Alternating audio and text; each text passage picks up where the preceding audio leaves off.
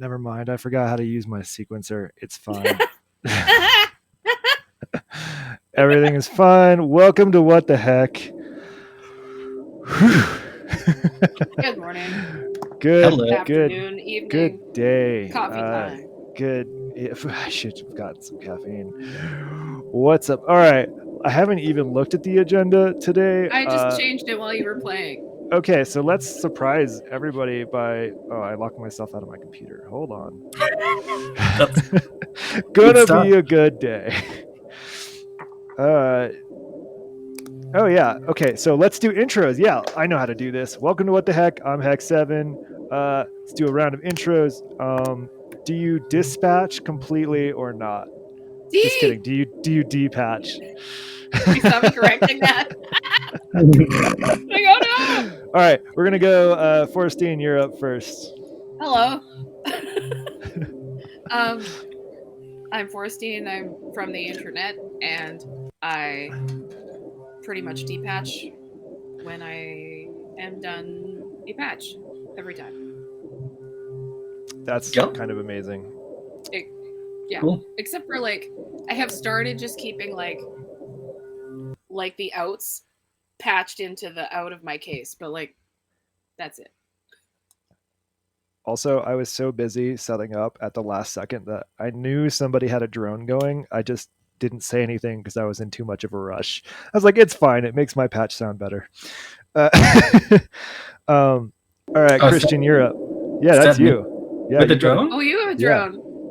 Oh, cool. What? Yeah, it's What like do I? Oh, cool. an occasional like. Is it going? No. Well, Nope, okay. still there. Cool. I'm That's drone. all I right. don't know what it is. I can't switch it off right now. Yeah, I'm Christian. I'm also from the internet somehow. Just another part of the internet. Another area. And I also depatch, unpatch, remove cables from everything, pretty much every time. That's I amazing. I do I usually keep like a clock out from NerdSec to Pamela's going, just because Yeah, that's like the one thing I usually do.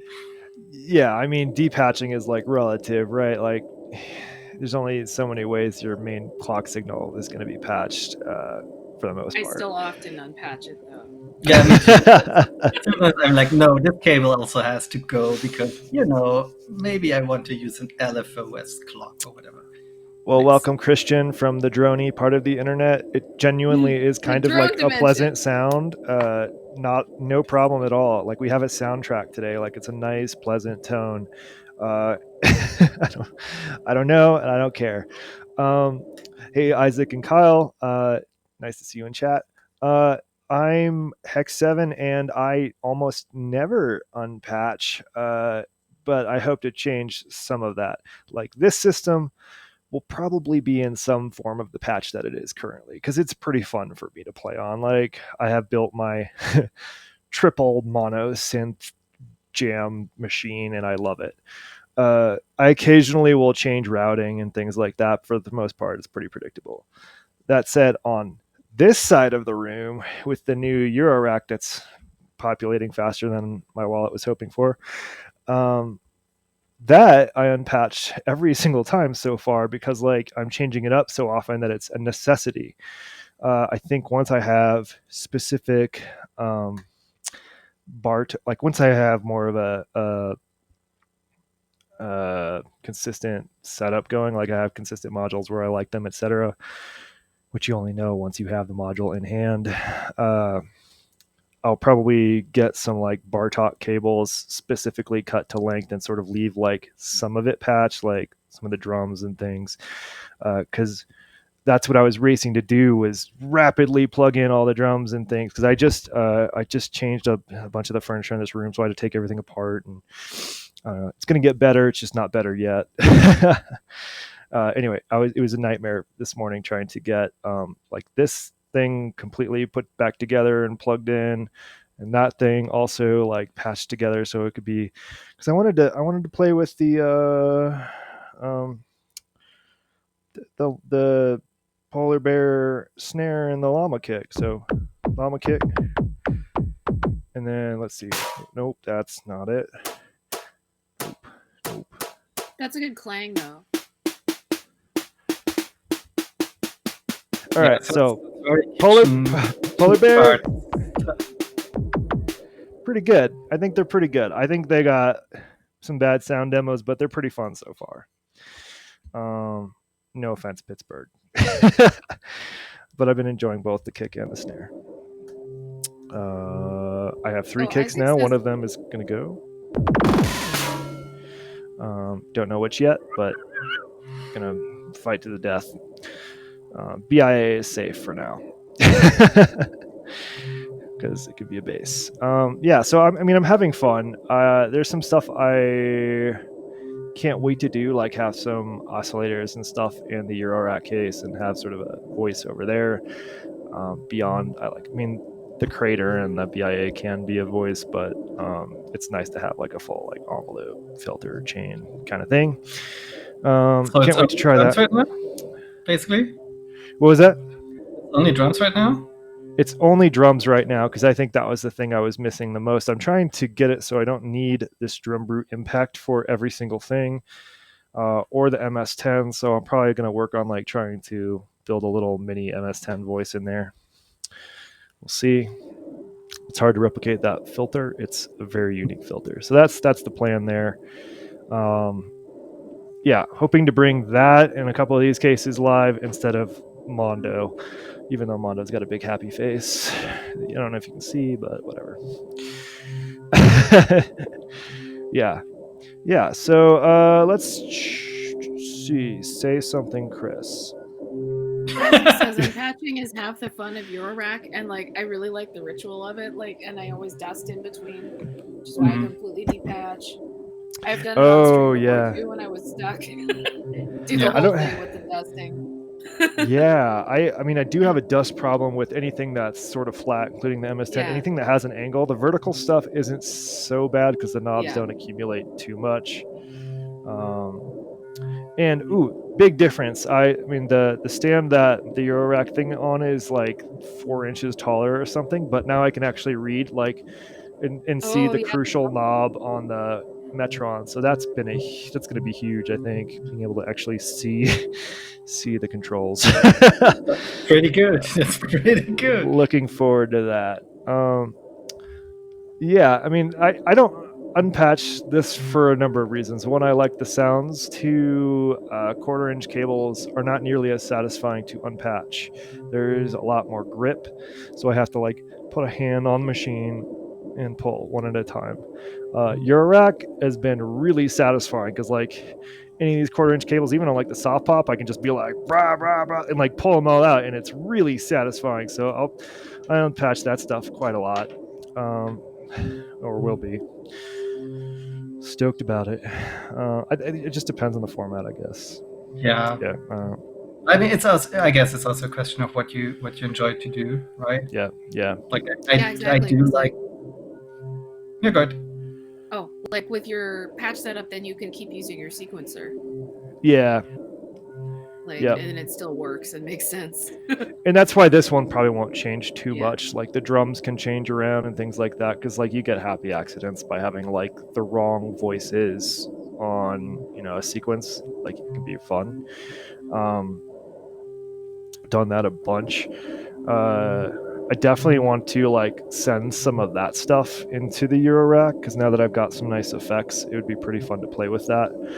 With some of these voices, but I think what I'm going to do is build a teleport from here over there, so I don't have to like run cables across the room over and over again. But levels are no problem, right? It's just cables. Yeah, it's the same levels. Yeah, it's just the cables, and I have some cables that can do it, but again, it gets very spiderwebby when I do it because it's at least 6 feet apart or 2 meters almost. Yeah, and then you're trying to work with the stuff underneath all the cables. Yeah, that's kind of good. Yeah. It might be fun set for up like a little patch bay, like a what is it, 1/4-inch to 1/8 or whatever. Yeah. In the middle of it. That's what I'll do is I'll make like a 1/4-inch patch bay over here that just correlates to 3.5 millimeter patch bay over there. So Yep. easy Cool. peasy. Yeah, so that's my thoughts on unpatching. I mean, I hated unpatching the drums because it was so many like actually let me rephrase that. I hated patching the drums like in the first place because it's like a bazillion cables just to make a drum machine. Anyway, I can see why people don't always go for drums in the box, but I'm gonna try it out. If I hate it, I'll have more space. Simple. How do you mix all that? Like Oh, that would what? be one of the first things I would be probably annoyed of, like mixing 4 or 5 drum voices in a Yeah. sample. Yeah, so that's another thing I think I took for granted is that like with the drum brew impact, like it does have a baked-in level for each hit, but like if you put them all at noon, the mix is pretty okay. It's good. This like there's a pretty huge disparity in levels. So I originally was mixing what I had with the performance mixer, which is doable.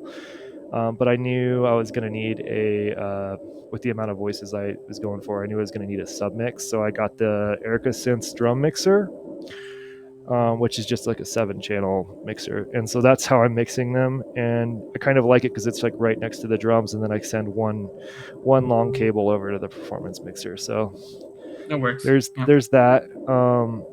There's a couple of exceptions, like what are you called again? I don't even remember the Air Instruments one with the tape. The Loopman doesn't have a very high output level because it's like a cassette player, right? Like the output is not at your rack level. So that I am sending directly to the performance mixer, so I can overdrive that channel just a little bit or up the gain on it to bring it up to Eurorack.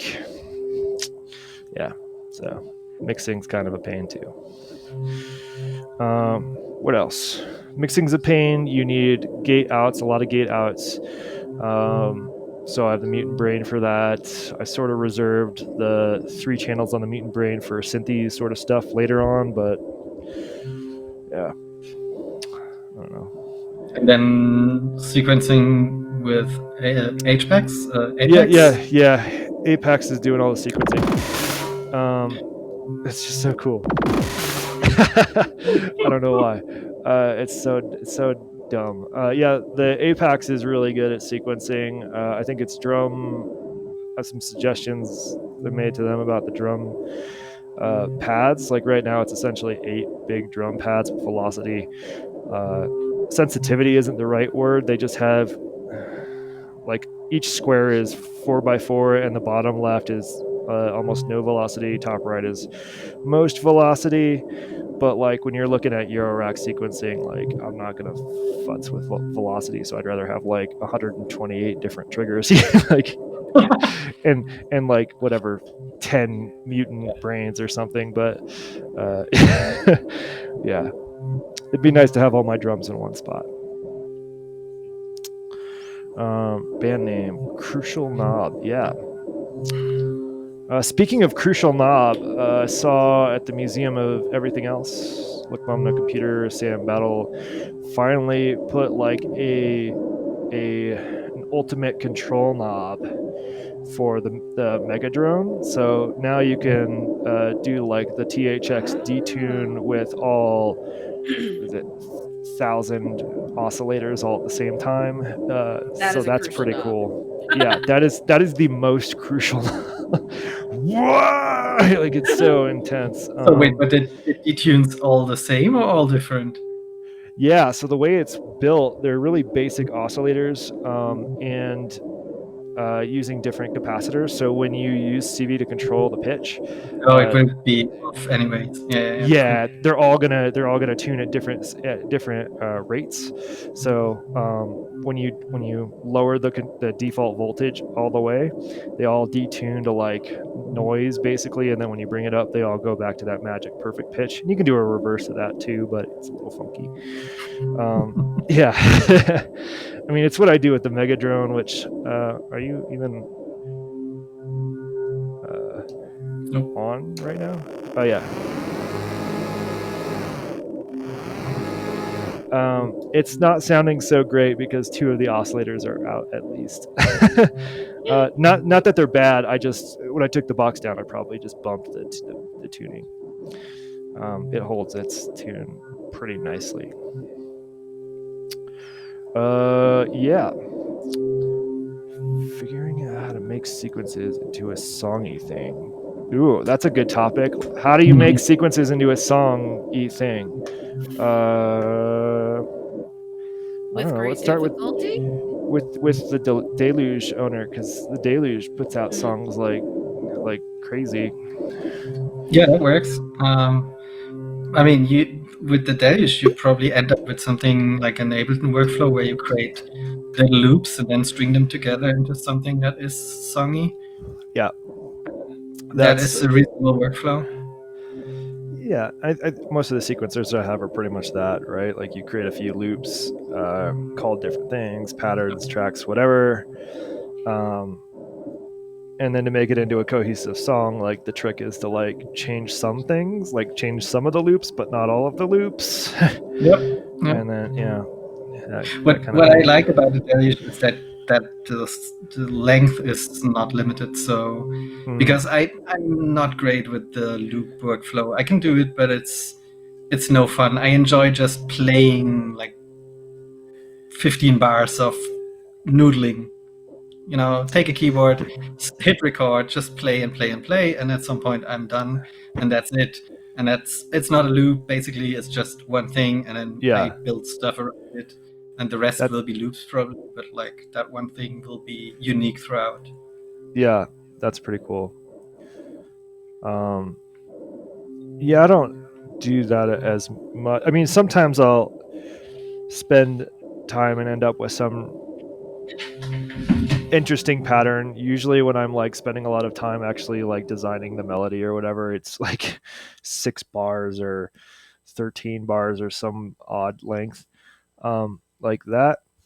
But for the most part, like I'm running 2 to 4 bars as like a not a default, but like I end up around loops around that length. Uh, the Apex has been really fantastic. Like I do have to remember better how to like mute and unmute patterns or switch patterns. I'm like not because I'm still used to the pyramid, but everything else has been a huge improvement that I've learned instantly. Like one of the cool things is when it's running on the left screen, I can set it so that when I'm looking at like different patterns, if I tap a pattern, it won't start until the end of the bar. But more importantly, they made this thing prominent so that I can change it to the it won't start until like the end of a 4 bar set. So I can actually see like progress, like and like sort of cue things up and change that really quickly. That was something that the pyramid kind of had, but it was hard to see what was what. And actually, on the pyramid, like there's a progress bar that shows you where you are in the loop, like across your tracks, and that was always delayed. So like it was always behind what was reality. So you had to sort of guess.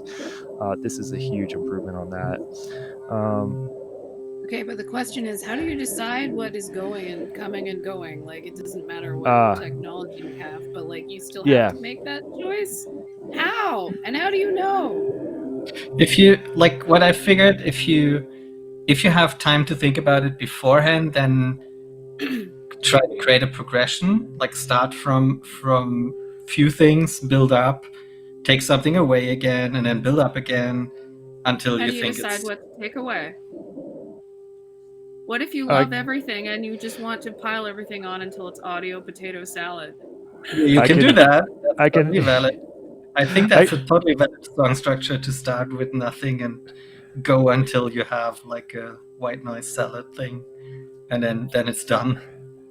Why not? yeah yeah. So what I tend to take away are like let's say I've done that, which I do tend to do, like have everything playing at once, right? Until you have like noise fiesta, right? Like a party of sound. And when I do that, I feel like the next logical step for me in terms of a dramatic scene change is to pull everything except for maybe like a really high or notable melody. It's not necessarily the highest one, but the one that like my ears are picking out the most, and like a Spartan bass line or just the bass itself. So everything in the middle gets pulled out, and all of a sudden you have like a huge change in feel. It could be your drums if you got drums. Um, I know you don't always sequence with drums, Forestine, but I tend to. So I like like that's if something you I'll got tend to do drums. is like pull everything out except for like a more Spartan drum line. And that's typically what I'll do there. I like so like that noise fiesta is like the culmination of a bunch of different loops essentially for me, and I like to sort of play with what's what. Like sometimes it's fun to pull out the drums if you've got like a four to the floor drums, and then you've got like a good bass line that in my case was probably 16th notes or something really lame, like doesn't even have to change notes, just like da, da, da, da, da, da, like that, like pull the drums out instead of and have the bass line come in like that, like feels pretty good sometimes, like things like that. Robbie's probably got good advice, so I'm gonna read the chat. Yes, Robbie has been helping me through this, and that helped, I think. But I'm still like, how do people decide? This is still like,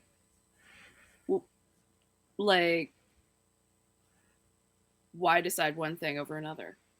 So there's two things that if I'm in the middle of a live action, like where I don't have time to think about it in detail or try things or stuff, I go for two things. One is trying to change up the speed that people notice. Like if I have a rhythm, a percussion, whatever, drums, taking those out usually messes with the perception of time for people. So that's one way to do it. And the other decision part that I usually make is, what do I feel is the most notable thing that's going right now? Like which voice is the most obvious one, and then take that away just to get something else in the front and get people's attention somewhere else, and then Mm. go from there. Yeah, So if you do have time to think about it, like how long are you spending listening to things and switching Long. up? Me personally, long. Like if I sit on a door and have all the time in the world to do that, I will listen to stuff a long time and try things and see how I can either um, progress something. Like if I have a loop going, how I can actually progress it, because that I can't. I personally can't do that live. Like I'm not good enough to figure out a second loop that builds upon the first one spontaneously. So that is something I will take time with, and yeah, trying a lot of effects, for example, as well. That's also something where I do that sometimes live, actually, but um, in a more controlled way. Like if I have time, I would try more effects that are probably more weird to see if that changes direction. But it's not so much a compositional tool. So I guess the other parts, taking away stuff, adding stuff, is more important. But yeah, I will take ages if I have the time.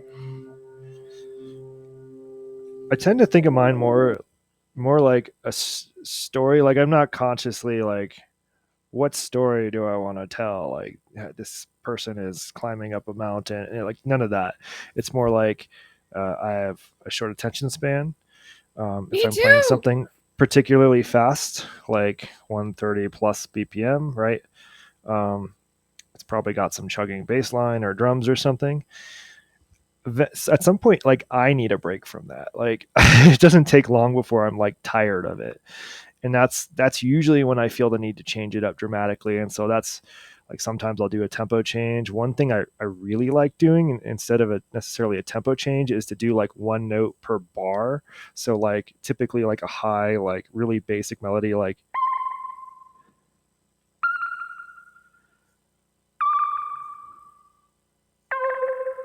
one of those type of things, right? Like, and it just repeats, right? Like really simple. I bring that in, and then I can cut other things, and all of a sudden, even though it's the same BPM, it sort of feels a lot more mellow really quickly. So I get like a break. from like like I don't know. So I do that kind of thing kind of a lot. Like it's like a feel change for me. Also, like Christian, like on the stuff I really like, I probably worked on it for like 30 minutes before I stream, or maybe a couple hours, depends on the thing. Um, where I have like a few different melodies happening that can all play well together. They're all in the same key. And I tend to sort of do like tag your it to melodies as in terms of like who's the lead singer. Like I'll be like, okay, it's your turn. And I'll like pull some things out. Okay, like now you're gonna play with this one. And like you're so close in the frequency range that maybe I'll play with like some filtering and stuff to get like a double bass line thing happening. And they're like, okay, now it's your turn, and go to like that, slow lead thing and pull out the drums. Like that's typically what I'm doing is like, it's your turn to be the lead for now. So that's, I don't know, another way to think about it. Like let all your leads shine one at a time. Yeah, That's exactly. interesting. But it's super hard to put in words or in conscious ideas. I think it's really something you get a feel for the more you do it, kind of. Like I also do that at piano lessons where I play with my teacher and we try to do foreground and background voices back and forth. And it's obviously a totally subjective thing. Who is in the front? Who's foreground? Who's background? So it's like this.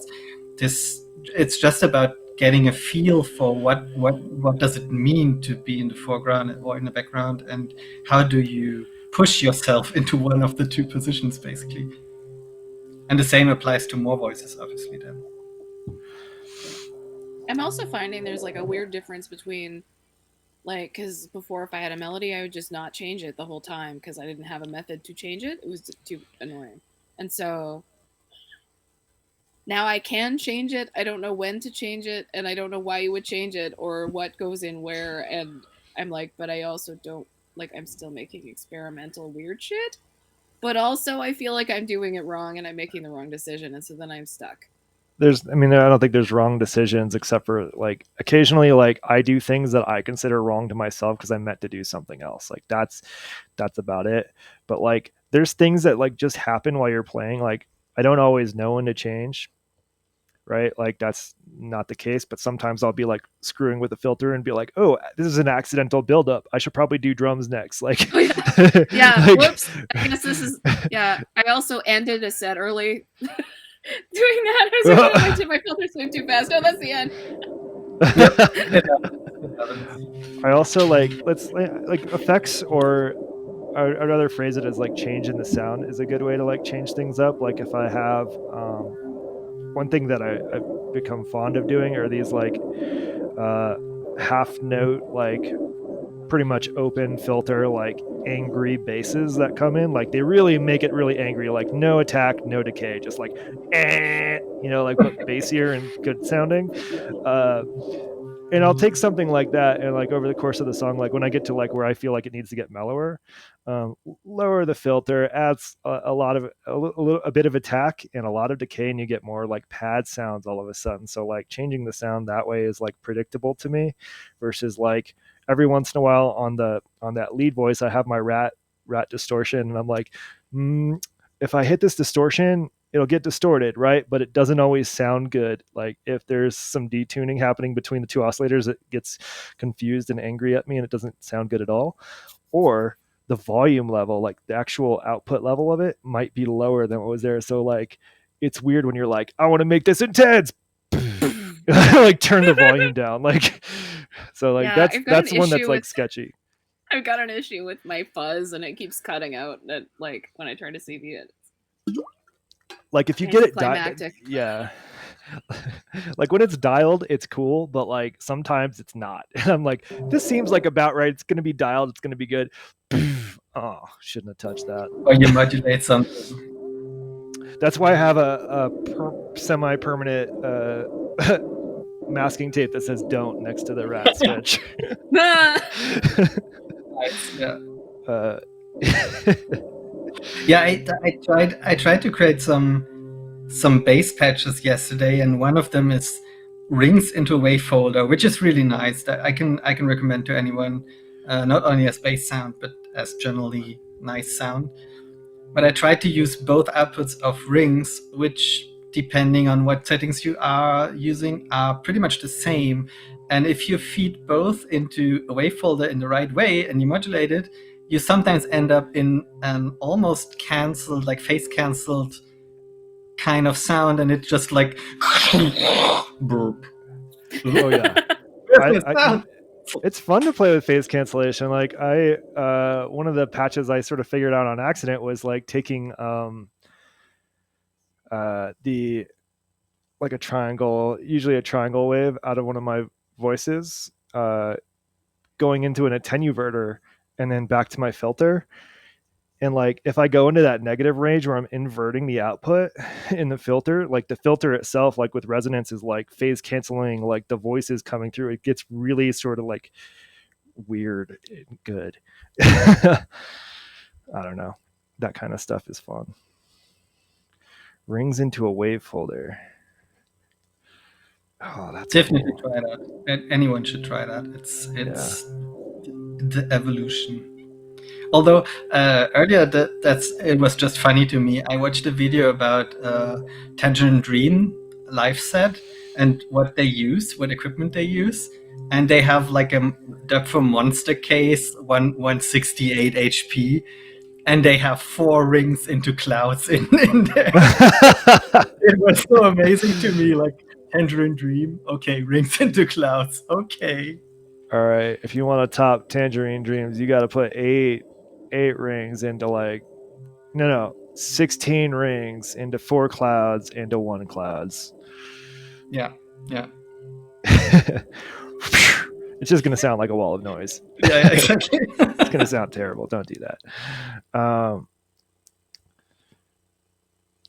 Hey, what's up, Hassan? Yeah, I don't know. Like, those are typically what I do, and like again, there's like a feeling. Like I didn't always know how to change. Like there's some tracks I just get stuck on. Like I think that's pretty common where you get like your lead loop and a bass line and maybe drums or something, and then literally my brain does not want to do anything else. Like I can't make any other leads, can't change the anything, and those are my short streams. Short. Like, all right, well, I give up. It's fine. That's what's been happening is I make like getting used to the Stilson hammer. I make like 4 sequences and then I'm like, well, now they're all playing. Bye.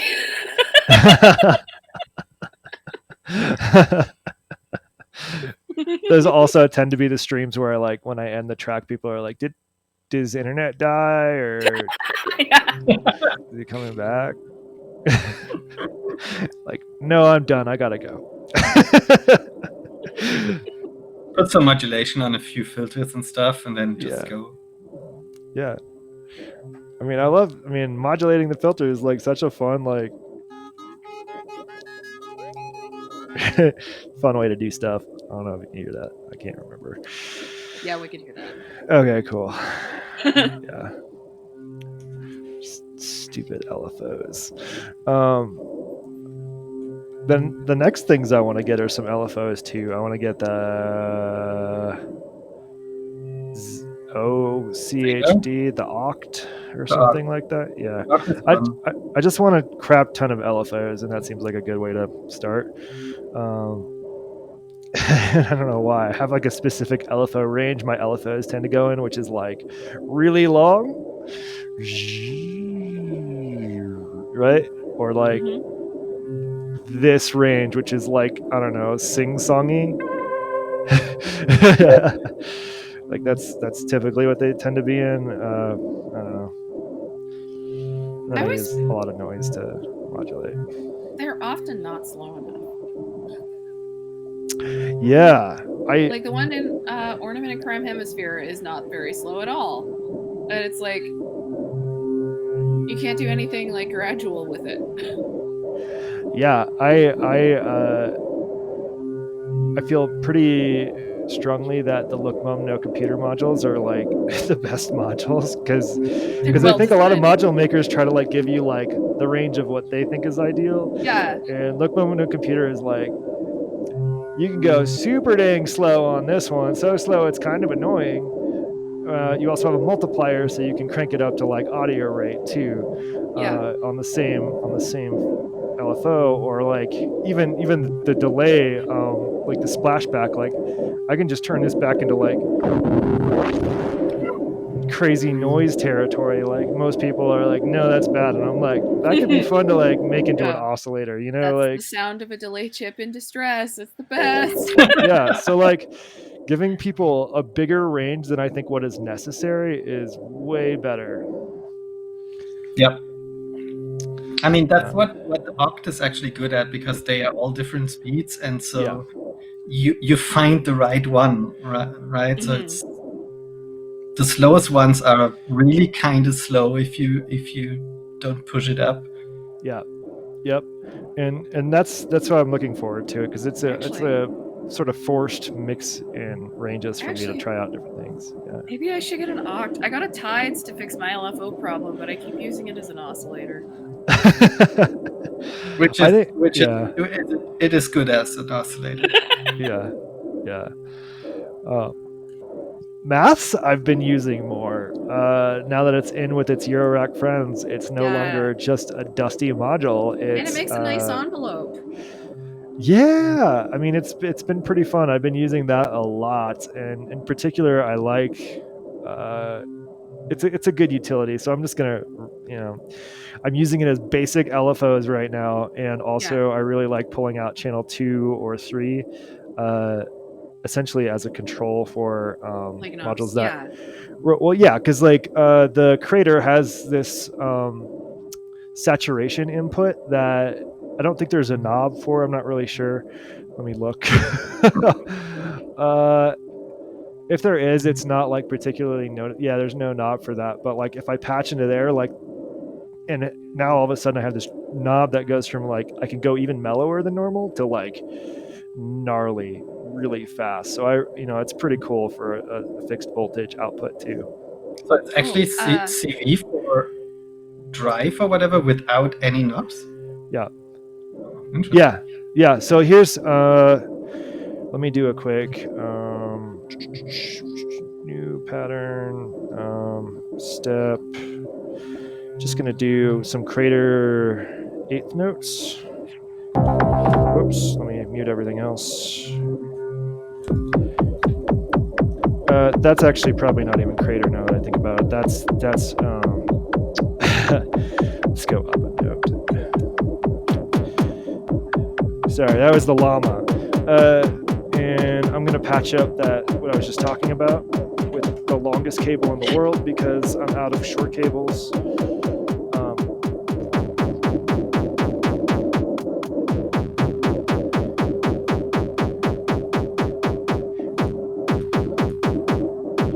Like instantly distorted and crazy, so that's pretty cool. But yeah, there's no knob for it. It doesn't really need it. Like on its own, it can be pretty distorted. So yeah. And there's like a distortion switch, I think, on it, like a clipping switch of some sort. Yeah, so you can go more and more. Yeah, your drone is like getting intense now. yeah. What? What is this?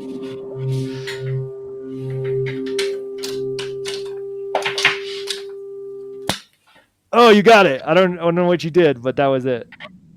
It's silent now. What is this? Mysterious drone. Yeah, it's a patch from earlier. I mean, normally there is a VCA in the way at some point. I'm not quite sure why it's playing. That's another thing I've noticed that is a little bugging me a little bit. Like I have these quad VCAs that maybe aren't as I don't know. Sometimes the signal in it is so hot that they don't necessarily turn it all the way off, so I can like hear it afterwards. If I like crank the volume on my mixer, I can like hear like the Mega Drone or whatever. So I tend to like mute those few things that sort of eke through. The Mega Drone in particular, when it's all the voices are tuned up. It's 10 oscillators combined. On their own, each oscillator is pretty low, but all 10 is pretty hot signal. Yeah, the Zlob Chaos modules look cool.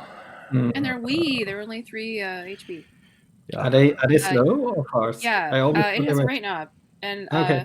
it's got 3 different ones, and then it's got a random trigger. Oh, cool. Very handy. That sounds not bad. I find like smooth random is like wee, and it's like kind of more of a natural kind of LFO. I like it. That's cool. Smooth random. I should try that. I do have the ability to do that. I just don't. I'm like ramp or square wave. Those are the. I have 14 different wave shapes and different like random stuff and all that. Nope. Ramp, square wave. I often will put like a random and also an envelope or something, and then the random is just like moving a filter up and down while it does stuff. Yep. Yeah. I do like that my LFOs have voltage control over the rate, which is pretty rad. So like one LFO into that LFO like ends up with pretty cool like interesting things, or like the ADSR into the LFO gets some like really interesting warbly effects. Pretty cool.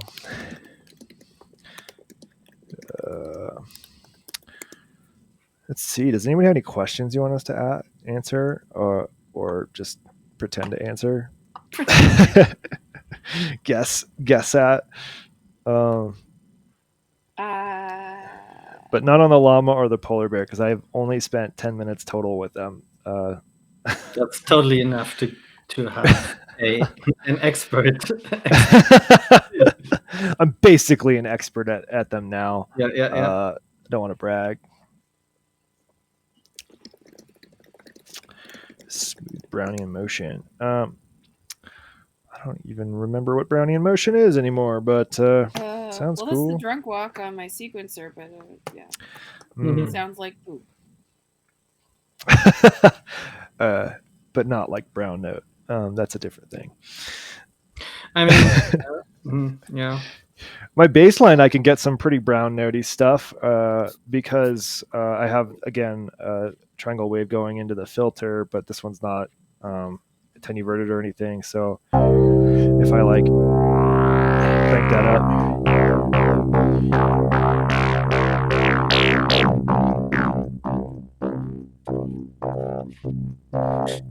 Anyway, I apologize. You're not sorry. I'm not.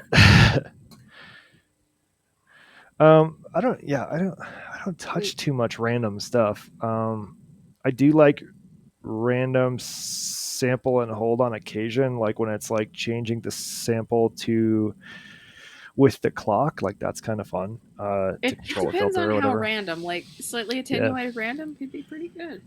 Yeah, totally. Definitely attenuated. Like I can't. I appreciate attenuators on everything, or just like a bank of attenuators is something I might build. It's actually it's pretty tricky to use. I have the Sapel from FrapTools, which does one of the outputs is octave random. Like it only spits out 0 volt, 1 volt, 2 volt, 3 volt, 4 volt, 5 volt, nothing in between, just those in random order. So it's actually pretty hard to use that. I mean, you can attenuate it, but then there's no point. It's made to spit out exactly those voltages, but using them in a patch is super hard, because if you use them for frequencies, you're all over the place and nothing works. And there's a nice balance to it. Like the LFOs I have a level output, and I think it's a little more complex than a simple attenuator, because it sort of brings like, because LFO goes positive and negative, it brings both the positive and negative down to a more reasonable range, and you can sort of dial that in to whatever you need. It's kind of cool. Ooh, that would be nice. Which is what an attenuated does? Question mark. Does the attenuator bring the negative? I guess it does. It I think should. about it. I It's just mean, a it's negative voltage. yeah, yeah. It just It does reduces something total like level. that, but I can never remember where I have to have the knob. Yeah. Yeah, that's a general problem. Where to put the knob? I'm also really liking sort of sub sequencers here and there for not necessarily for like sequencing drums or sequencing pitch, but like sequencing effects of various kinds. Filter is pretty common for me, so I'm like excited to have everything plugged back in. Once I get things where I want to get the evil eye going again, because I think that's such a cool like. It's amazing how cool like an eighth note sequence sounds when the filter changes on every note predictably. You know, like it's super cool. I don't know. Yeah, no, And it's I, true. I mean, that's and I I have a use. clock divider now too, so I can try that out. Ooh, Multiplier. that's cool. I But have yeah, this yet to plug that in. sequencing is super handy for a lot of things, from filters to effects to samples to Hmm. starting points of loops Yeah, in the clouds or beats or whatever. yeah. Data bender and filter modulation are your go-to. Yeah, data bender really likes a bit of random, with a couple of exceptions. If you've got the overdrive mode on, that thing can accidentally blow your ears out, but everything else is really nice for it to be random. I love the data bender. And filter modulation, yeah, for sure. Um, I'm really looking forward to some more sample and hold stuff. So like the Zlob uh, uh, entropy that Forrestine keeps pointing me at. I almost bought the other day because I saw there's a particular module in stock at SynthCube that we won't discuss because I'm not buying it yet, and there's only a few left. I know what it is. But they were out of the entropy. They did have the expander, so I didn't buy anything. I tried to like buy them in groups of things, but anyway, I'm looking forward to some more sample and hold sources beyond my LFOs because my LFOs are pretty much on full duty as LFOs. Really boring. I should probably even swap this one out with like I've got really tiny LFO like up here for Cosmo that does exactly what I want. Like it has a high and low range, a level, and triangle or square wave. All of the necessary LFO features in a small footprint. So I could probably just swap out for that. I don't know. Yeah, I mean I'm that's basic. yeah, no, that oftentimes it's enough. I feel like unless you do really long notes, it's fine. Yeah. Right. And most of the time I'm doing faster stuff, so long notes aren't really a thing. So if I do more interesting sound design, it's not it's going to go unnoticed or Yeah. mess things up. Um, but like when I'm doing longer note, slower things, that's where it's fun to like do some control voltage over the LFO and like do some really random fun stuff. So should do more of that now. Yeah, I should do more of that. That sounds fun. How did two of you do long like slow stuff? Like how do you decide how long it can be? Like one note, one thing. Like how do you what how do you bring up the patience for yourself to let it run that long and not change something? Well, for me, that kind of music makes me very relaxed, so that Okay. helps. Yeah, I'm like it's in really the zone relaxing to of the make. drone zone. And I typically like I'll go into it knowing I want to make a slow thing. And so like maybe I want a 16 bar loop that only goes over 4 held notes, right? Like I don't want to listen to that over and over to get it right. So I will play 4 notes over and over again before I stream to like get like, okay, that's a nice progression. Okay. Program them in, set them at like 2 bar length each or something. and then it's go time. It's fun. I really like 16 bar progressions or 8 bar progressions because they're long enough where like you get sort of into a vibe. Like 2 bars in, you get into a good feel, and then it changes like the entire feel once that next note comes in. But like it feels good. I don't know. I enjoy it. So I think also when I'm doing things like that, I'm not thinking about bars at all. I'm yeah, thinking about because I'm on LFO time. I'm on however long this thing yeah, is. yeah, yeah. I'm in like robot computer sequencer brain mode, so Yeah, everything's in you're the bars to me. sequencer But person. yeah, um, and the bar length might change. Like one of my favorite slow bass lines is like eroded at 188 BPM. So like the drums can be super like it's really easy to program the drums to be way like just slightly offbeat and stuff like that. But it was more. I don't know why I did that. That was like a couple years ago when I did it, but it's this huge long progression that you would never know is 188. I think I asked about it the other day when I was playing it. Like, what do you think this BPM is? And nobody got it. So weird. I don't know. Yeah, just I like long, slow held notes. I particularly like uh, riser isn't the right word, but I that's just what it is in my head. Where you like when you play a chord and nothing happens right away because there's a really long attack on it. Those like swells, I guess they're pads, right? Oh yeah, slow attacks are so fun.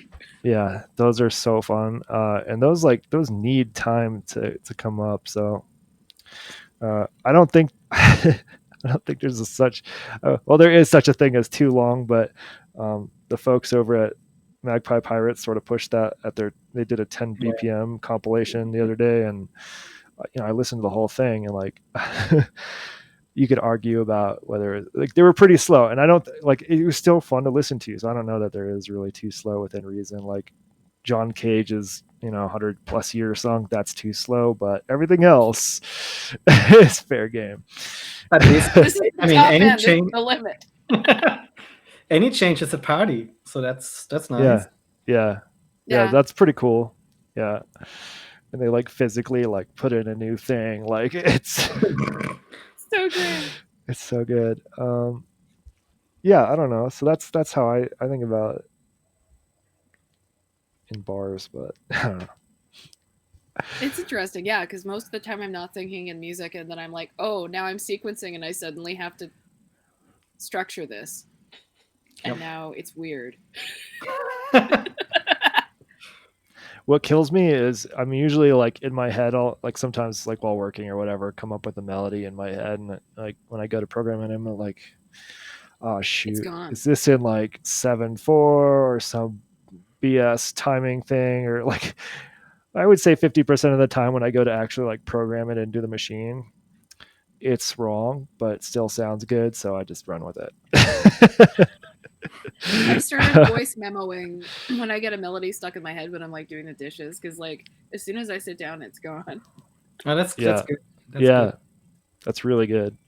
Um, I do the same, or like I'll keep singing the song. Yeah, Like me I too. have a track called "Sneak Attack" that I was like, I just woke up one morning. I think like woke up one morning like fired up, and I was like, And you're like, okay, keep doing "Sneak it. Attack, Sneak Attack." My partner was like, "What are you doing?" It's like, "No, it's good." Anyway, that's out, and the shortest probably video I have, so you can watch it on my channel. It's not that good, but it's really fun to play. It's one of those tracks that's like not great to play live because I I sequence the crap out of it, like even the like pattern changes and stuff.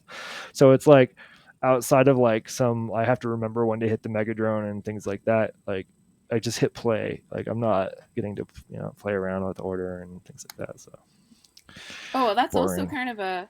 kind of a funny distinction. Is I do not make tracks that can ever happen again. Oh yeah. I Like, mean, to an extent, right? Like I could never make that track again because my patches are all slightly different, tuning, whatever. But yes, I can play it again, just different sounding, I guess. You can get pretty close to it. Yeah, I probably could if I spent some time. I don't mind making tracks that I mean, there's I like tracks that I could play again, even if I don't remember what voices things are. So like Yeah. this Eurorack stuff with the drums, like I imagine like what I have set up there is not even close to permanent. And I'll probably sell some modules or swap them out or whatever, or downsize or whatever the thing is. But if I make a pattern I really like or a tracker I really like and I want to play it again later, like I can go back to that sequence in my sequencer and be like, all right, let's remap some stuff and see if we can get this to sound good. Like it's kind of fun to do that. Mm-hmm. Like a bunch of my tracks that I played live a couple weeks ago were reliant on the SEO2, which I no longer have. So that was like, it was like tricky to figure out what to do, or they were relying on. I sort of have a thing where if I have an instrument plugged in, like at some point during a track, I will sequence every single instrument I can available to me.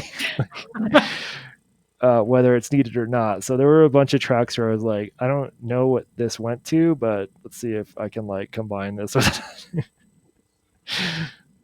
like I'm not going to listen to 30 minutes of it. Oh, there's Sneak Attack. You found it. I don't know. So sometimes my point with Sneak Attack was like sometimes songs get stuck in my head and they're just in my head all day. And then I go to programming them and it's wrong. The problem with programming in is when I hit play and it's wrong. Now that new mutated version of that song is stuck in my head and I'm ruined. But you know, if it sounds good, it sounds good. It's fine.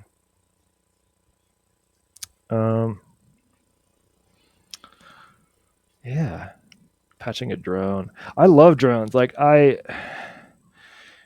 Drones Mega are Drone. easier Yeah, than long nodes. That's like my problem. I can patch a drone, that's fine, but like Mm. actually Long doing these, notes. yeah, those long attacks and then having a long node and then some at some point the next one.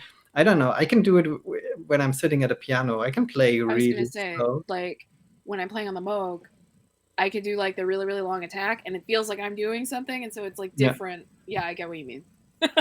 do you like find yourself when you're playing on the Moog like a really long note? Like I do this myself, where like if it's got that really long attack, like you know that rise, like I'm actually pushing harder Oh, I totally uh, am. Yeah, yeah. the longer the note is held, even though it's literally doing nothing in terms of like you know changing the sound. I'm just like I don't know. It feels like I'm Yeah, yeah. doing You're more. like, I don't know. and you got to do it like slowly, like you're Yeah, sneaking up on the like attack. yeah, it's pretty funny. It's like pumping the organ.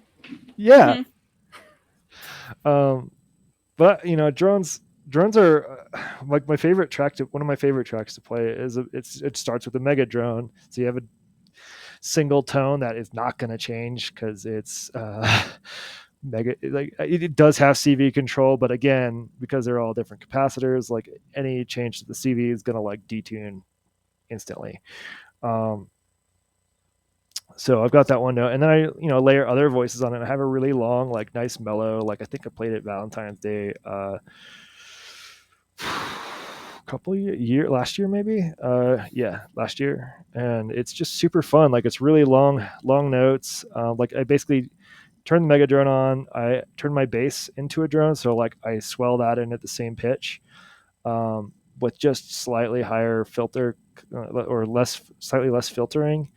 And once that's all like crescendoed in or whatever, I don't know what the right word is, I hit play on my sequencer and that bass note changes. Like it has a nice like 8-bar sequence or something, and that's like a really nice way to I thought it was fun to do, so I get really into that. I discovered that I can, if instead of like making an envelope for in the VCA and just putting the envelope in the filter, then when I mute a sequence, then I get a drone, so I can like switch back and forth.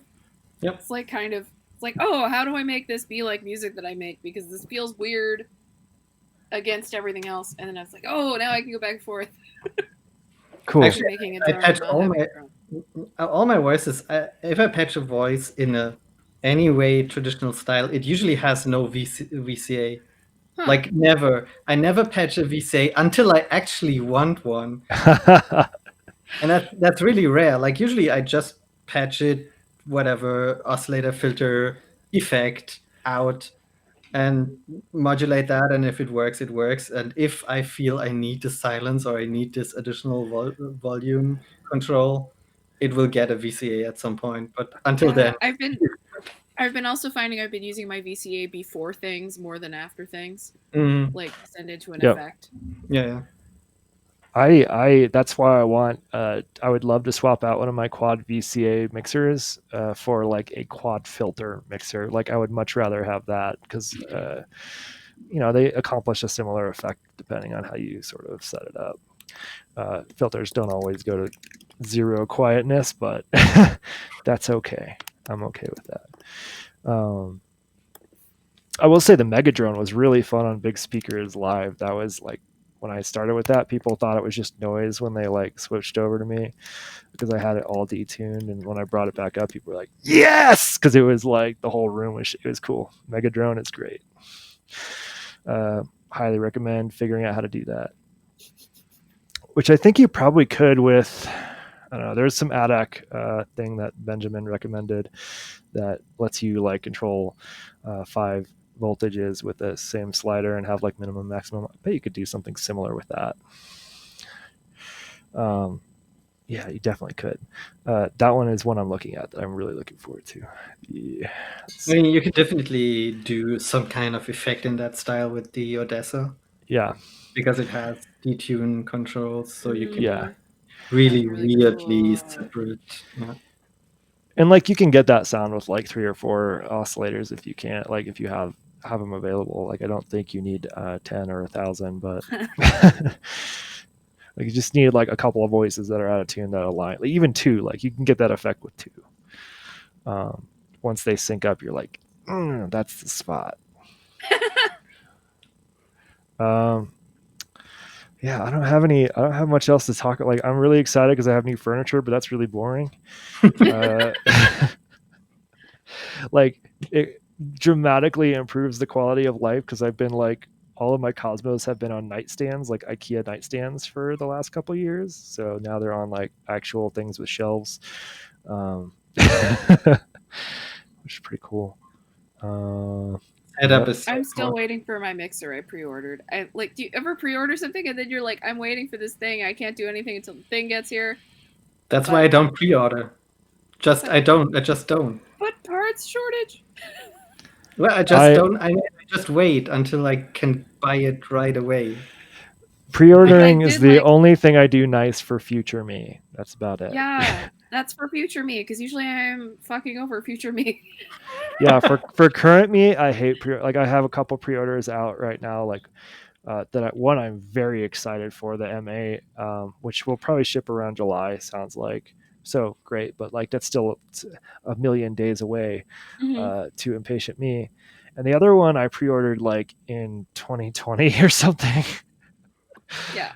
and it sounds like they may get it out sometime this year. I don't know, but like after a certain point, you just like write it off. You're like, okay, I may never see this thing, but if I do, I'm going to be stoked. Great. Yeah. Are you also waiting for the Osmos? No, no, it's the subwoofer vest thing, the sub Oh, pack. yeah, yeah, yeah. Because I have the S2, but I'm really hoping to get like a wireless one because I can't tell you how much equipment I've nearly destroyed by like having a headphone cable that's maybe an inch too short, and I like move pretty quick, so um, yeah. Yeah. I don't know. But Isn't there someone making like a Mac MagSafe. lock? Yeah, MagSafe kind of but I tree. don't want that either. I just want to like I would love my headphones and like Yeah, I don't that's even fair. I mean if it's got subwoofer that's cool too. I can turn that off, but like low latency wireless is the big thing. It's cool.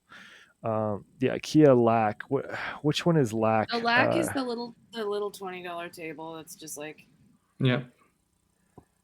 The Lack. Wait, there are a isn't lot of lag Lack the hacks. wall? Isn't that the wall mounted thing? The That's the expedite. I can't remember what Lack Or is. I I got have Lack. Lack the is the square table, the square coffee okay. table. This one, yeah, of course, that's luck. Yeah, you're right. Yeah, yeah, yeah. yeah, I got the Brors here, BROR or something like that, and I have Kallax that needs to be built over here, and a little desk that'll be over here that'll replace this floating. You can't see it, but there's my laptop is on like one of those clamps that goes on a desk that floats in the air, and you can move it around a little bit. Um, but it'll replace that, which will be nice. I'll have more room that way. Yeah, I'm excited. And here's the lamp I'm replacing it with. It's a big circle Woo! Ooh. inside of a square. I realize now that it doesn't look like a circle when I hold up a square box. We just but yeah, imagine it. but Yeah. yeah, the Kallax I like because of all the inserts and stuff. Like I have one on like our like where I work, and so I'll probably that'll be nice. Yeah, I'm excited. I'm like this is getting like I'm getting into it now that I've got furniture. I can start building some stuff. I'm going to pull all this gear out of here because I'm not performing live in the nearish future, or in person rather. I keep saying live as to mean in person, but like we perform live all the time because Yeah. EMS Hey. rules. Yeah. I feel like people keep like talking about these as if they're not real in that respect now that things are going back to real life and it sucks. Like meat Yeah. space. Yeah, Yeah. no, like that's yeah, like real life. I don't know how to describe it. Like I'm not playing next to people that are breathing on me. Uh, Meat space. right, meat space, right? So I'll put this lid back on, and it'll be empty, and I'll put all the stuff on the lid. So you probably won't be able to see the smile, but I'll be able to see bits of it, and it'll make me smile.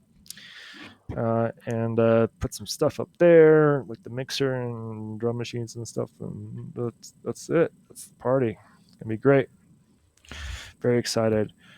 Two 5x5 Calyx is completely full. Jeez, I only got a 2x4 or 5 or whatever it is. Don't even remember. I think it's 4. But they were out of the color I wanted, which is a bummer. So I got a different color, and if I hate it, Ooh. I got the different color like sight unseen. Like I Oh was like, no. I looked quickly on my phone and was like, this one's sort of similar. If I hate it, I'll get to paint it, and so that's fun too. Um, yeah, yeah, Calyx is great. I fully endorse them. Just one thing: if you get the single row Calyx, which I got years ago, and I put like the feet on it like you're supposed to do. I use it as a TV stand in my tiny apartment. I had like not a very big like flat screen TV. It wasn't super heavy. It was smallish. And obviously, because I like symmetry, I had it right in the middle. Over time, that whole Started to calyx sag. went like, yeah, Yeah, mine is full of records. It's not as saggy as my Billy bookcase. yeah. So I just don't put them on feet anymore. And like I have Mm. some upstairs that are full of records too, and I'll probably move those all down here, and maybe my record player. Like here's a question: how do we like I want to be able to like stream like and hang out and listen to music together on a service, but I feel like all of the services including Twitch now are like cracking down on that. So how do we Yeah. do that? It would probably have to be like a Zoom or something. Yeah. Something private, I guess. Something that isn't recorded, and yeah, Or lame. isn't there? I don't know which platform did that, but isn't there a way to like sharedly stream YouTube or whatever? I mean, obviously it needs to be in YouTube in that case, but at least you can. Yeah, So it's you not as you good. don't It's you just don't you don't better. stream the YouTube, but you stream like where in the video, in which video you are, and everyone else can watch it like Mm, linked up to you. I Yeah, think there was Discord video chat. I know somebody who plays movies on video chat. yeah. yeah, I mean, I wonder if I could do. I mean, I could do it that way. I wonder if I could do it on YouTube, like with private videos, and just like share the link out, and then after it's done, just delete the thing. I don't know. Hmm. Yeah, maybe. I think a lot of the streaming outside of the major streaming services lately, I have issues with Hmm. bandwidth. going out. Yeah. So yeah, I don't know. Discord. I've tried Discord, man. Tried it, and it just kills me every time because it just everything I put through goes like it just cuts out all the audio. It's so bad. It's And so you have really to do hard to get something funky audio like through. It's so weird. right, like I have to stream like my screen like a game or something. So I have to stream my Mm. screen of like OBS while also like being part of it's so janky, and I do not think Discord is a good platform for that at all. Um, I've tried. I just like it's one thing if like everything, if all of the audio and video are coming from my computer like a movie, that's probably reasonable, or a video game. But like when there's back and forth, like I need to hear people and they need to hear me, like it's a Mm. no go. It's terrible. I like Discord, but I think their streaming is terrible. Mm. I mean, it's made for voice, and it works for Yeah, voice. It's yeah. just not But like, for how any. hard is it to put a switch? I mean, I understand from a tech perspective why they probably don't have like a single switch to reduce, like to get rid of all of that voice compression and It's so weird because optimization. like But I've noticed FaceTime doesn't do it at all. Like you can have music on and you can be like, "Can you hear what I'm doing?" And the person is like, "Yeah, it's fine." yeah, And it's not super noisy. I don't know what they're doing. FaceTime is pretty magic. Yeah, I don't know. I could use like a lesson. Like I need to figure out Discord because I would like to stream on Discord, and I've tried and I just have no success. I think I can maybe do a bit of research, but I guess the way to go would be to have a bot that sits in a voice channel, and you connect to the bot just like you connect to the EMS stream thing, and then the bot spits out your audio because the bots can do stereo and like good audio Oh, actually. Oh, interesting. Yeah. Unlike the regular users, which can only do mono, like what? voice sound. So weird. Yeah, because So there's lame. music boards that play music, so the music boards can do more in terms of audio quality. Yeah, that makes sense. Um, yeah, it just bums me out. I mean, I understand why they don't do it. Like, it takes a lot more server resources to stream stereo, and typically most folks are. I suspect most folks using Discord are not paying users. So yeah, anything they can cut out on the like client side, so our computers, they will do. Yeah. Um, yeah, on that note of me hating on Discord, hey Discord, if you're watching this, just like give me a switch and I'll be happy. Hmm. Because I don't want to, like, if I stream an app like that, like it's still problematic because like my voice is going through the same. It's just it's not good. I don't love it. It also likes to change your settings on you when stuff connects, and it's not ideal. Yeah, but I usually just hit no on all of those prompts every time I plug in my headphones. um, Probot, that's cool. Yeah, so I mean, if you have ideas around that, that'd be fun. Because it would be fun to like crack open some old records and like listen and like play around with That synths would be and fun. some sampling and stuff. But the closest I get to playing pop music is like I'm not even gonna. I mean, I'll just demo the hi hats, I guess. Let's see here. What channel am I on? Step. I think it was this one. That's a country music station. Like, to where I'm confident enough, like an algorithm probably can't get me for that, and like I don't, even if they knew what song it was, I feel like I don't know, it'd be hard to do anything with that. But anyway, hopefully we don't get a copyright strike for this. Come on. If that happened, I would just lay down on the floor. Yeah, so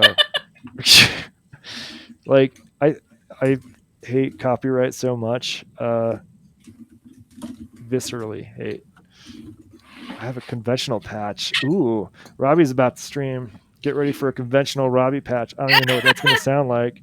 I'm really hoping maybe like some Beethoven or Yeah. some reggae, but we'll see. Or both in one. Reggae Beethoven. Yeah. Reggae Bach sounds cooler though. Yeah. Okay. Discord VC, you can drag your sensitivity all the way to the left. Your user icon turns green. With an always on state for microphone. It helps improve quality slightly. I think I'll double check, Benjamin. I will try that. Thank you for the suggestion. I feel like nothing I did resolved the like. It doesn't. Yeah. You can disable all Doesn't, this it's stuff. cursed. Yeah. I did. It is cursed. I should just do a screen recording of me trying to troubleshoot Discord. Like, It would here's a interesting. drone note. Let's make it so it sounds like a drone note. Although I think it could be interesting to use it as a performance tool, like actually plan with the crappiness of the signal and try to make a good patch that sounds fun because of the Discord changes. I was actually think thinking the of best trying way to that do with. that. Yeah, I think the go best ahead. way to do that would be to play with the way it noise gates stuff, because sometimes Yeah. you'll hear the person talking and the background thing at the same time. Yeah. Trick it Some- with like a clip of my voice as the Yeah, exactly. essentially the ping. Yeah. That could be fun. Yeah, Reggae it's for Tobin. gaming There voice. you go. I mean, I know that. Yeah, Reggae Tobin. Yeah, I really at some point I really do want to get a Zoom echo going. So I don't know if I'll set that up myself or what, but like I think that could be a fun like delay effect to add into a track. Oh yeah. In terms of digital artifacts from video client. All right, we've been rambling about non-modular stuff sort of for a while, so I think it's Perhaps. a good time to end this. Do either of you have like audio you can pipe in, or should I play my 5-minute intro track? Go ahead. When I say 5 minutes, I mean I spent 5 minutes on it. I just have plants. I don't have anything else at hand. You know what? Let's just do it live. Let's just write a new thing. I'm gonna begin, and you can still talk and whatever. And I'm just gonna go from what we had here. But let's take some of those out so that it's not as obvious as to what it is. I do want to do I like that I can do rolls and stuff easily with the Haypacks, but if I do a roll, you'll be able to like probably tell what they're saying. So instead, let's figure out one of you is the llama or the polar bear. Nope, that's Kraken. Wait, can't you just zoom in and do a roll that way? I can, but check this out. Well, I don't want to do a roll on the country music country station because then station, yeah. you'll hear it. But yeah, I can actually select a note and do that. Oh yeah. So it's essentially the same thing as zooming in, but it's a little faster. It's kind of nice. I can also do what's kind of fun to do is like take a few of these and drop the chance down a bit.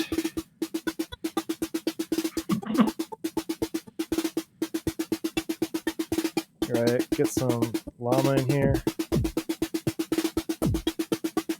I was expecting a cute llama sound.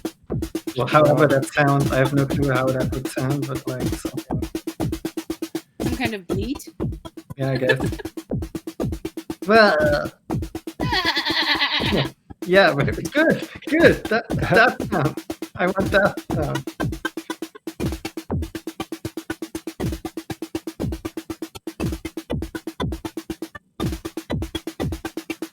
Oh, there's some chance still going. I forgot Did you get a drafting chair too? I really like mine. Did I get a what? Do you have a drafting chair too? Looks like Uh, a chair. Ball? With your cables on No, it? I got this like bar stool thing. Oh. I guess I could just point at it. I'm like trying to look at the camera and calibrate my finger to point at it. I got it to like so I could sit down at the counter downstairs and like play sitting down Yeah. because it's so tall. I used it for that like once or twice, but because the floor is slightly tilted, that means like that's accentuated. So like when I sit down, it just wants to rotate me away from. Yeah. So I stopped using that and I use it for cables. But I think that chair probably won't last too long. It's a cool chair. It just, I ended up getting a drafting chair so that I could sit and work, and it's so nice because I'm tall enough that I'm not reaching up all the time because I'm only 5 feet tall, and that sucks. Um, but yeah, I I have sit to on it figure out and what the the floor's drafting crooked and I chair, roll away. because I need something like that too. Oh yeah, I see drafting chair. That looks helpful. Yeah, it means it can go very, very tall. That's So you great. can be at multiple heights, which is super nice. Sometimes I will sit and be like above my stuff for a while, and then I'll move it so that I can have different positions if I'm sitting there Yeah, for a long time. that would be amazing because with the rack here, like I have stuff in various heights, and I just, I either I sit down and then I reach only the bottom, or I stand up and reach the top, and then the bottom is basically below.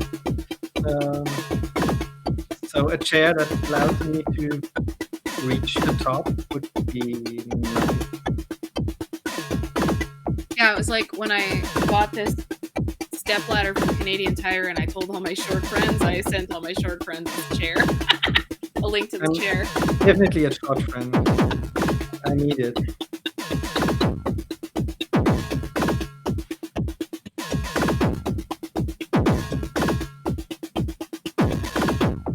Sorry, Where I'm does just the playing the name drums. come from? Why is it a drafting chair? Like, what Because draft? a drafting table is traditionally very high up.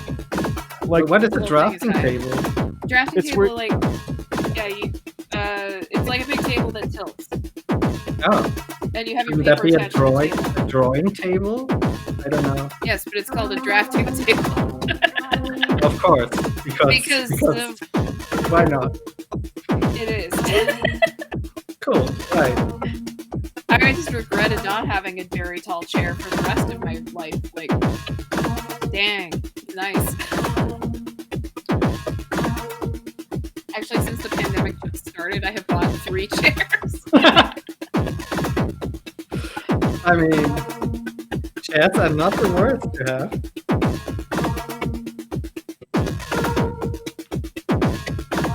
This sounds pretty cool. Yeah.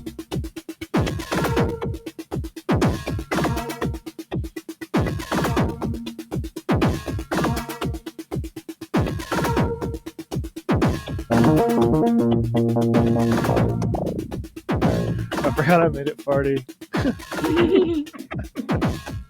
Still party.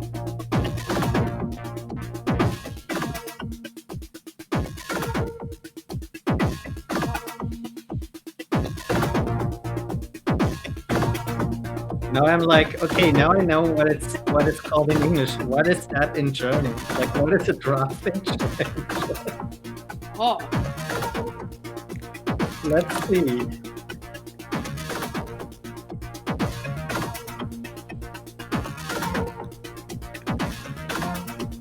Huh.